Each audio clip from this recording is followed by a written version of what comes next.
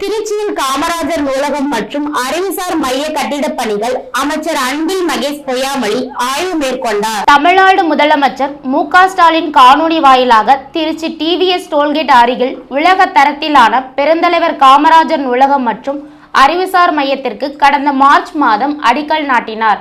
அதனைத் தொடர்ந்து கட்டிடப் பணிகள் மிக விரைவாக நடைபெற்று வருகிறது. கட்டிடப் பணிகளை ஒவ்வொரு கட்டமாக தொடர்ந்து பள்ளி கல்வித்துறை அமைச்சர் அன்பில் மகேஷ் பொய்யாமொழி ஆய்வு மேற்கொண்டு ஆலோசனை வழங்கி வருகின்றார்.